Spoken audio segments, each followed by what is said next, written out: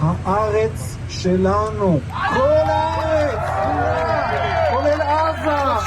כולל הלבנון! עד שנשלים את המשימה שקיבלנו, כובשים, מגרשים ומתיישבים. כובשים ומגרשים ומתיישבים. שמעת ביבי?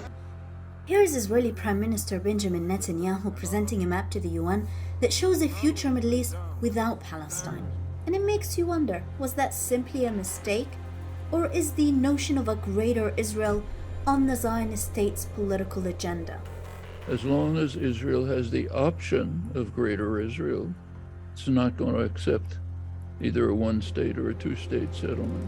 This is Greater Israel from scratch. You said at the beginning of this interview, Ms. Shaked, I don't believe in a two-state solution. I said that it's not the right solution. You don't support a Palestinian state, do you? But I think this concept has failed long time ago. Right now, I think the status quo is the best option for everyone. Keeping the occupation going is the best option for the Palestinians. It's not occupation, by the way. Judea and Samaria is a territory under dispute. That land is ours, and no one can occupy his own home. Greater Israel. It refers to the notion of expanding Israel's territory and sovereignty to encompass what many Israelis describe as their historic biblical land. Let's speak about the biblical rights that we have to the land.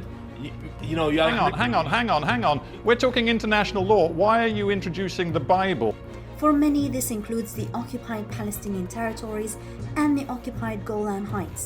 This notion that the land, the occupied West Bank is yours, is not in any accordance with international law. we do have biblical rights to the land. It's all there. Is the Bible a legal document, Ambassador? This is our deed to the land. There are those who say the entire region between the Jordan River and the Mediterranean Sea is the promised land of the Jews and is theirs by divine right, regardless of who lives on the land and their rights to self-determination, while others see it as a dangerous ideology centering ethno-supremacy and the marginalization of the land's indigenous Palestinian population. They deem it a threat to the principles of justice, equality, and human rights, and of course, by default, an obstacle to peace. Israelis say they are supporting the two-state solution, but they would never give up the settlement project and the territory. Israel never had an intention to go for it, and we have to realize that Israel is so strong. What can we do? In the eyes of many Palestinians, the notion of a greater Israel is becoming a stark reality.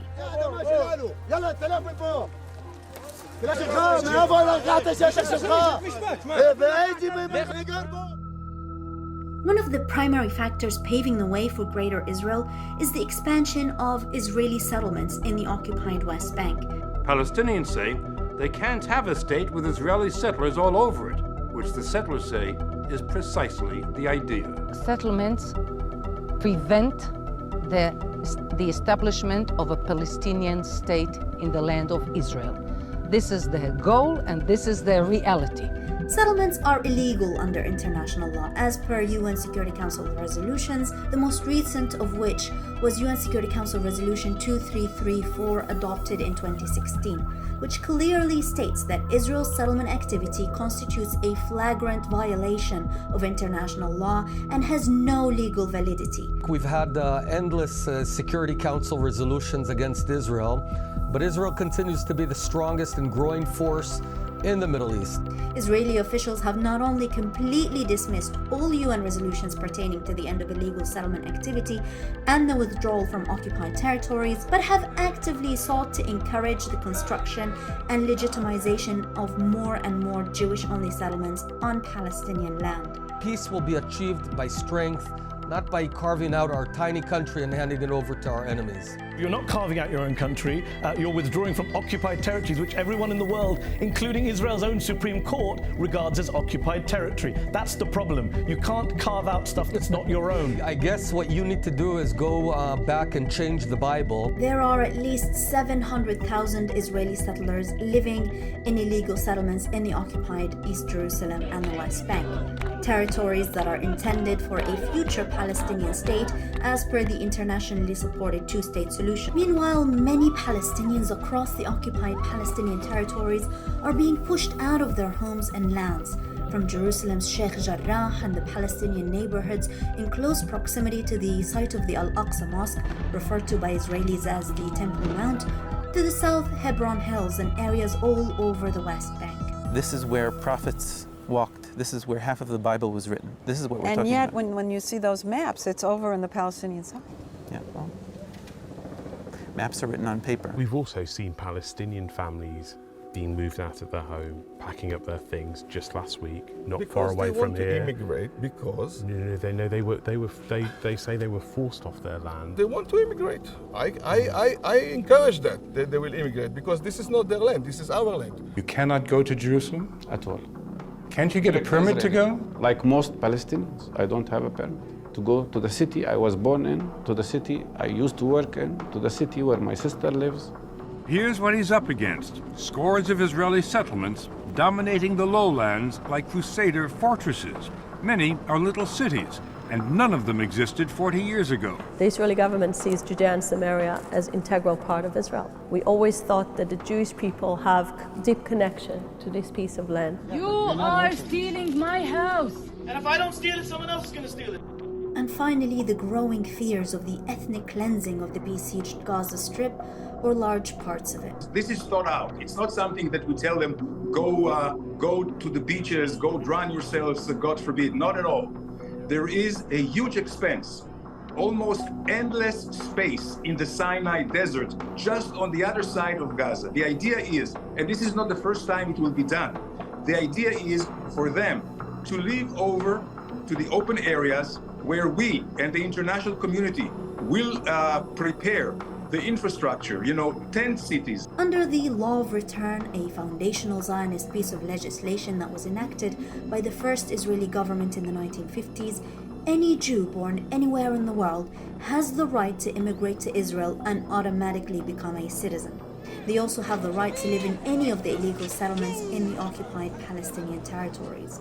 On the flip side, Palestinian refugees and their descendants are not allowed by Israel to return to the homes and lands they were forced out of during the Nakba and the establishment of the Israeli state in 1948, despite their internationally recognized right to do so as per UN Security Resolution 194. The very basic idea of the Palestinian hood is to say we need to have our refugees back to the Green Line, which is where is modern Israel.